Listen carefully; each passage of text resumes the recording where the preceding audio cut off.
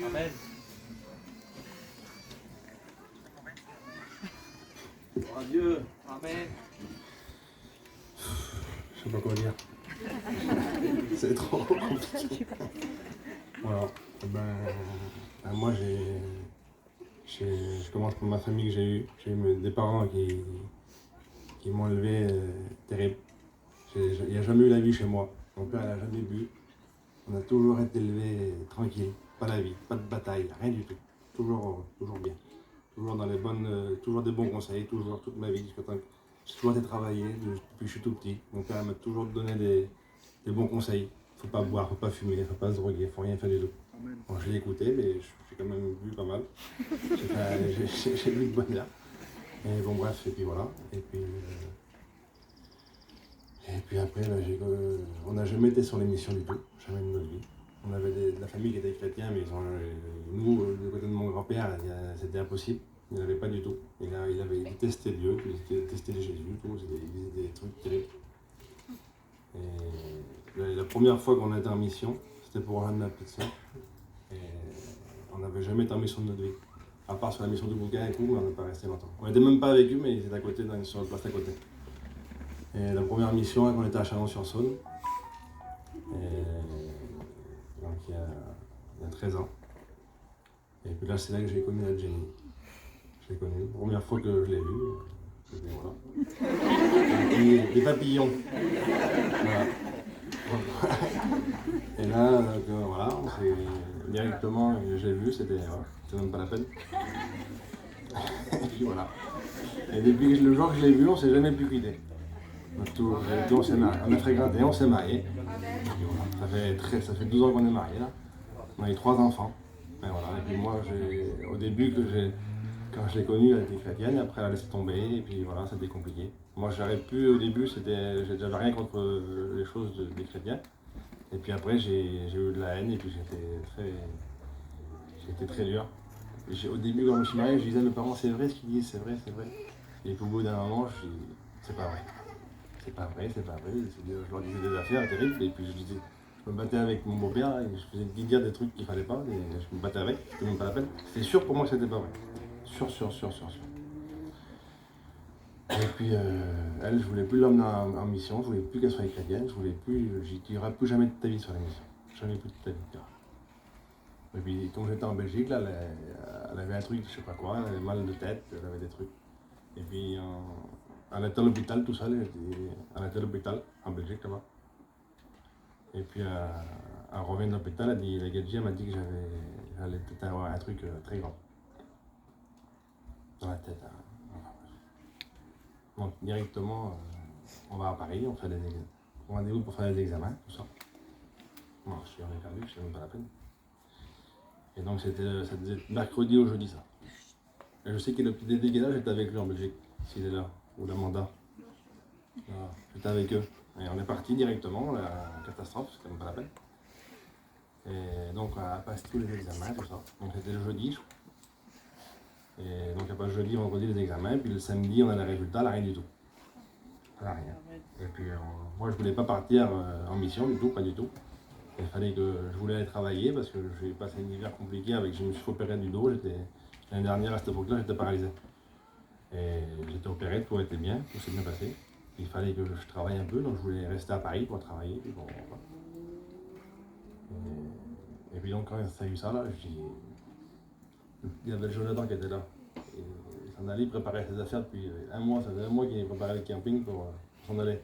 Et moi j'avais rien de préparé, je devais rester là. Et puis j'appelle elle, je devais avec ma soeur dans le midi, et ça allait pas, il n'y avait pas de place, c'était compliqué. Et après je te rappelle, j'aurais pu passer à côté de la catastrophe. J'ai dit là qu'elle avait quelque chose, j'ai dit comment j'aurais fait après. Et ben j'ai dit vas-y, on y va. Et je t'emmène sur la mission, j'appelle le Ralph, j'ai dit je peux venir. Je savais que je pouvais venir, mais j'appelle quand même. Je peux venir, ben il dit oui, tu peux venir, il va avec plaisir, c'est une merveille. Et ben j'ai ramasse tout, je n'avais rien de préparé, lui il avait mis 6 mois là pour se préparer. Moi en 2 heures tout était fait, le camion, tout déballé, le camping, les machins. Et donc je suis parti en mission, et puis voilà, et puis comme d'habitude, pas plus, pas moins, avec les gens, les machins. J'étais un peu plus docile avec ça, depuis cet hiver. J'ai vu mon copain Titi, là, il m'avait dit des choses et puis il m'avait. Voilà, des choses que c'est compliqué à vous dire. J'avais été 2-3 fois à la Réunion chez lui, voilà, Stéphanie, tout ça. Il m'avait quand même donné des bonnes choses, même que je n'ai pas encore. Voilà. J'y allais pour leur faire plaisir, mais voilà. Ça m'avait quand même touché qu'il savait intéresser sur moi, puis qu'il savait occuper de moi, puis qu'il j'avais avec le problème que j'ai eu cet hiver, là, avec le dos, là, tout ça, j'étais pas bien. Et ça m'avait quand même fait quelque chose. Et puis cet hiver, chez nous, dans ses parents, j'étais pas bien du tout. Vraiment pas bien.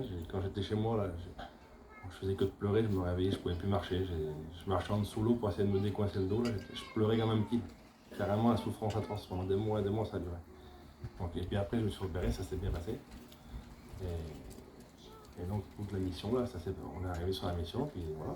J'étais pas trop. Je suis pas trop bon caractère, moi. Ah putain, c'est vrai. Caractère spécial. Et puis voilà. Et donc ça s'est passé. On était à Saint-Tropez, on a fait que de boire, que de sortir. Le Joanito, il a pas pu venir à l'anniversaire de la petite, il a eu peur que j'ai crié au score sur les gens, c'était même pas la peine. C'est vrai. J'avais bu, toujours pareil, on a fait que de boire, que de soupe.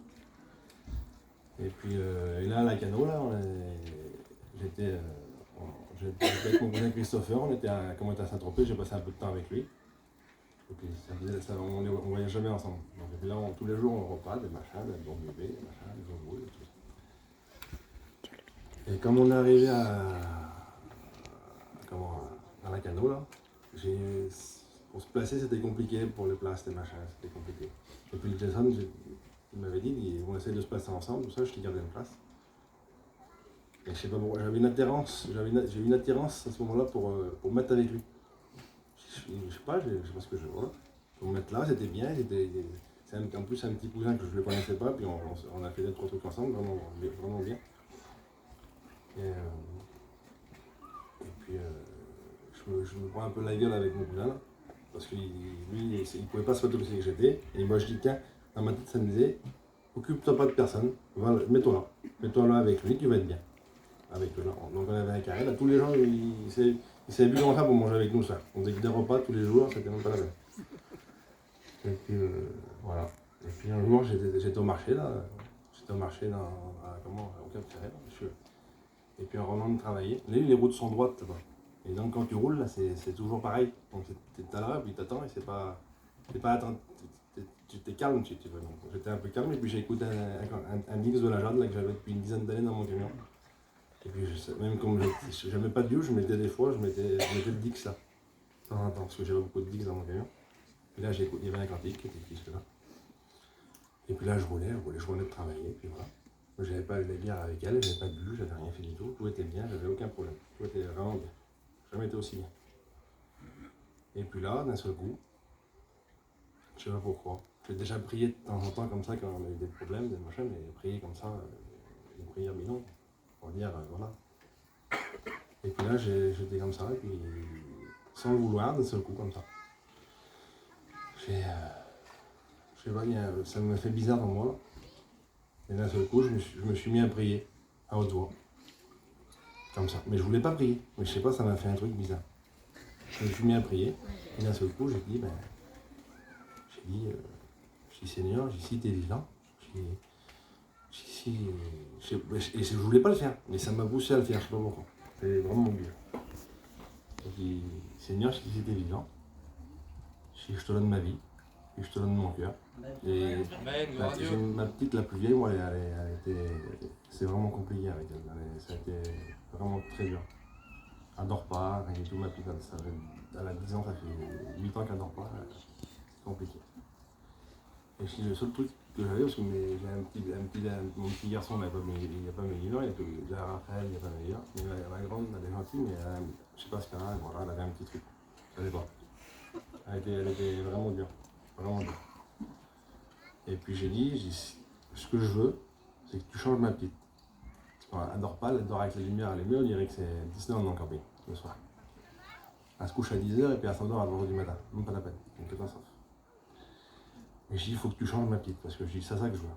Et je dis, je veux que tu la changes. Je veux voir si c'est vrai ce que les gens disent, Mais d'un seul coup, je me suis mis à prier comme ça. Si je veux que tu la changes, et puis voilà, je te donne ma vie, je te donne mon cœur, je dis voilà, allez. Et puis c'est vraiment, ça m'a fait quelque chose de bizarre, très bizarre. Et de là, d'un seul coup, ça m'a fait tout des machins bizarres. Dans moi, ça me faisait bizarre dans moi là. J'ai ressenti quelque chose dans moi bizarre. Je dis qu'est-ce que c'est que ça? Je comprends pas. Je comprends pas. Et puis ça me disait des trucs dans moi là, et que des trucs dans les choses de Dieu, machin. Pas si, faut pas faire ça, et ça va pas, et ça va pas. Bizarre, je me sentais bizarre. Et puis le soir, on va au restaurant avec le Peter et le Jason, et le William. Et puis on mange, et puis là, dans mon petit restaurant. Et puis le soir, je reviens. Je suis sur la place, et ça m'avait toute la journée, ça me travaillait bizarre. Je sais pas, je me sentais pas comme d'habitude. Des idées bizarres, et puis des sentiments bizarres. Je dis, qu'est-ce que j'ai? Et puis je parle à Jason, le soir, je dis, il faut que je te dise quelque chose. Je monte dans l'auto, je dis, viens, on va se mettre dans l'auto, parce que dehors, les gens, ils t'écoutent des fois. Je dis, non, j'explique ça. Je dis, ça fait comme ci, comme ça. C'est un truc terrible. C'est vraiment, c'est bizarre ce que j'ai eu. Je dis, c'est pas, moi, si en soi chez Pito, les gens qui parlaient, je dis, moi, ça n'aurait pas marché comme ça. Si l'homme qui me dit un truc, ça te touche, et puis, voilà. Moi, je voulais, si c'était vrai, dans mon camion, ça m'arrivait. Si je veux vraiment avoir quelque chose, tout seul, sans que personne ne me dise rien, sans me faire monter la tête. Avec la famille qu'on a et les gens qu'on est, on n'est pas crédule du tout. Hein. C'est très compliqué. Et ben il dit on dirait que tu es en train de vivre une conversion.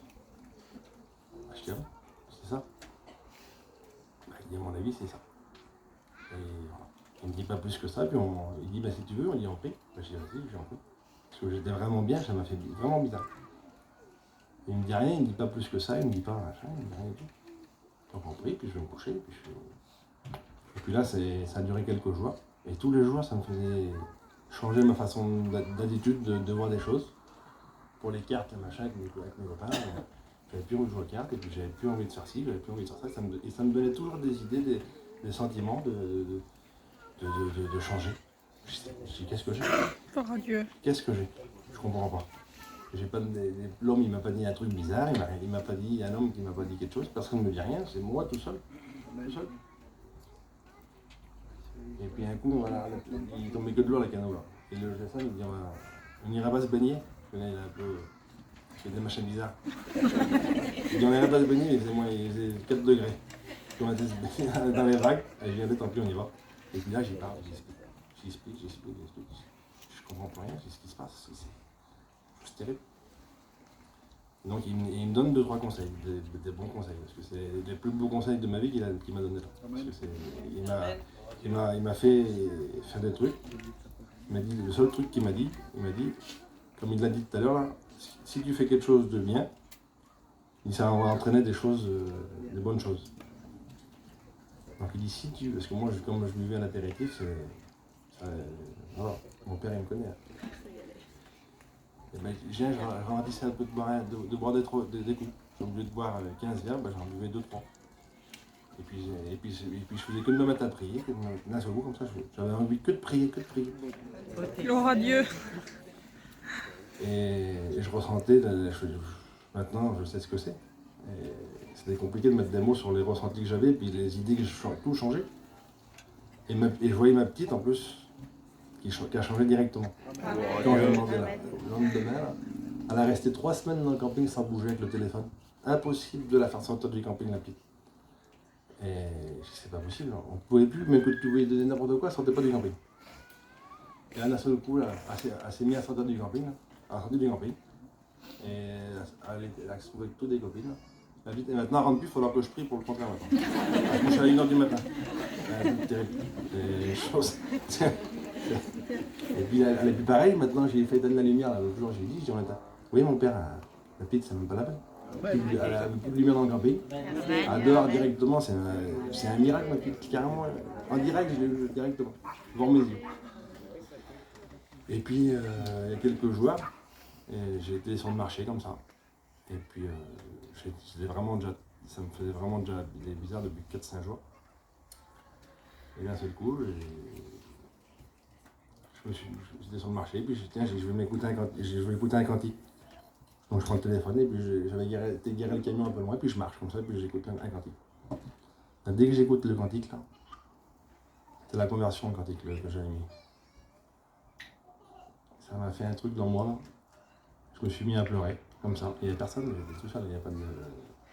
Je me suis mis à pleurer. Et dans moi, ça m'a fait... Le cœur, il allait comme s'il allait éclater. Et puis j'ai pleuré comme ça, les larmes comme ça qui coulent, quand même, comme les petites, tu vois là. Pas des larmes, des vraies larmes comme ça qui coulent, les grosses larmes. J'ai pleuré pendant 2h30, ou 3 heures, je sais pas plus, sans arrêter. Ce qui s'est passé là, c'était une chose terrible. Le sentiment que j'avais, ça me fait des trucs exceptionnels. Et puis après, j'en ai parlé à la gym. Et puis avant que j'en parle à quelqu'un, tout le monde me disait, Carlo, qu'est-ce que t'as eu, Carlo? C'est bizarre. L'autre, il me disait, tu suis? Non. L'autre, même des garçons qui n'étaient pas chrétiens. L'autre, le David, il a une auréole sur la tête. Qu'est-ce que t'as eu? La Jade a dit, t'as donné ton cœur à Dieu? Je dis non. Toi? Parce que personne ne le savait. Et puis quand je disais non, là, ça me disait, je ne voyais pas que je vais dire non, puis avec ce que j'ai eu. Donc c'était vraiment compliqué. Et puis j'avais une joie, j'avais un bonheur que j'ai eu là, depuis que ça m'est arrivé là. C'était... Tu peux pas avoir un bonheur comme ça, c'est pas possible. Le bonheur, c'est compliqué à dire devant mes parents parce que quand j'étais chez moi, j'étais bien, puis voilà. Mais là, c'est pas un truc normal, c'est pas un homme qui va te dire un mot, c'est une présence que tu as dans toi. Une présence extraordinaire. C'est carrément un truc de fou. C'est un truc que tu peux pas comprendre. Et là, comme je prenais la Bible pour la lire, là, je comprenais rien avant. Tout ce que je lisais là, je comprenais tout. Comme il y avait un cantique qui était chanté là, le premier mot là, que ça me rentre comme ça dans moi là, puis c'est même pas la peine ce que ça me fait. C'est un truc de malade. Et quand j'écoute un homme parler de prêcher derrière un micro là, je comprenais tout. Et je dis oui, c'est ça, c'est exactement ça. Et tout ce que tu dis, dès que tu dis un mot de Dieu ou un machin, c'est vrai. Et c'est la vérité. Et c'est la vérité, c'est pas une croyance, c'est sûr. C'est sûr que c'est vrai. C'est pas un truc de fou, de machin. Je dis que c'était des fous, c'est des fous. Et tout ce qu'ils disent, c'est vrai. Et c'est pas le chapiteau qui fait les chrétiens, qui fait le truc, parce que c'est un truc en direct avec Dieu que t'as. C'est pas et lui, tout le monde a reçu, les gens qui ont reçu ça, ils veulent le partager. Donc c'est pour ça qu'il y a un chapiteau et qu'il y a des trucs comme ça. C'est pas une religion, des trucs comme ça qu'il faut faire. Tout le monde a reçu la chose, comme j'ai eu là. Et c'est une chose. Voilà. C'est surnaturel, c'est même pas la peine. Amen, gloire à Dieu. Voilà. J'ai un bonheur dans moi, c'est même pas la peine. Et je veux que ça, ce que j'ai là, je veux que tout le monde le vive. Et le connaisse. Les garçons qui me connaissent, quand je leur parle de ça, c'est pas possible que c'est toi qui dis ça. Même ma famille qui connaissent pas ça, ils disent si le petit Carlo, comment qu'il était, ils disent que j'étais intelligent, machin. Il dit mon père, mais j'avais une grosse tête. Les gens, quand même, ils me connaissent, ils disent que je suis intelligent. Donc, ils disent que si le petit Carlo il a eu ça, c'est parce qu'il y a quelque chose quand même. Déjà, ça commence bien, déjà, parce que c'était pas gagné déjà. Mais c'est vrai. Voilà. Ce que je veux, c'est que bien sûr, comme tout le monde dit, ils m'ont dit tous pareil, mais c'est vrai. Donc c'est ça le truc. Amen. Là, ce que j'ai là, tu peux me mettre n'importe quoi. Tous les sous de la terre. Tous les ce qui peut exister, tu peux me mettre n'importe quoi devant moi. Je ne pourrais pas te dire que c'est pas vrai ou que c'est la vérité. Et tout est fait. Les miracles, tu peux l'avoir n'importe quoi, n'importe quand. Et tout peut s'exaucer. Si c'est bien, il faut le demander sincèrement, avec ton cœur, et puis faire des efforts, comme il m'a dit, si tu veux demander à Dieu et puis tu fais des efforts, ben après, directement, ça tombe directement. Le miracle, tu vas l'avoir directement, c'est sûr. Voilà. Et moi, je prie pour mes parents, ils comprennent, pour ma famille. Voilà. Et je sais que c'est sûr que ça va faire quelque chose. C'est sûr. Et j'ai pas eu de trucs, je connais rien du tout, il faut que j'apprenne. Il faut que j'apprenne tout. Mais ce que j'ai dans moi là, C'est une chose terrible. Voilà.